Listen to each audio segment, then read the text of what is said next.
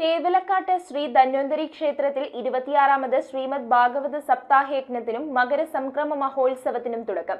ക്ഷേത്രം തന്ത്രി ബ്രഹ്മശ്രീ വടശ്ശേരി ഇല്ലത്ത് പരമേശ്വരൻ നമ്പൂതിരി ഭദ്രദീപ പ്രകാശനം നിർവഹിച്ചു. കുലശേരമംഗലം തേവലക്കാട്ട് ശ്രീ ധന്വന്തരി ക്ഷേത്രത്തിൽ 26ാമത് ശ്രീമദ് ഭാഗവത സപ്താഹയജ്ഞത്തിനും മകരസംക്രമ മഹോത്സവത്തിനും തുടക്കമായി. ചാത്തനാട്ട് ക്ഷേത്രസന്നിധിയിൽ നിന്ന് പുറപ്പെട്ട വിഗ്രഹഘോഷയാത്ര പൂത്താലങ്ങളുടെയും വാദ്യമേളത്തിന്റെയും അകമ്പടിയോടെയാണ് തേവലക്കാട്ട് ധന്വന്തരി ക്ഷേത്രത്തിൽ എത്തിയത്. ക്ഷേത്രം തന്ത്രി ബ്രഹ്മശ്രീ വടശ്ശേരി ഇല്ലത്ത് പരമേശ്വരൻ നമ്പൂതിരി ഭദ്രദീപ പ്രകാശനം നടത്തി. മേൽശാന്തി യദുകൃഷ്ണൻ സഹകാർമ്മികത്വം വഹിച്ചു. തുറവൂർ ബിനീഷാണ് യജ്ഞാചാര്യൻ. വി.കെ. രാജൻ പിള്ള, ജയൻ സാരംഗി, പി. ബാലകൃഷ്ണപിള്ള, ആർ. മോഹൻകുമാർ, വിശ്വനാഥൻ കല്ലറക്കൽ, ടി.ആർ. ഗിരിജ, പ്രീത രാമചന്ദ്രൻ, ലത തുടങ്ങിയവർ നേതൃത്വം നൽകി.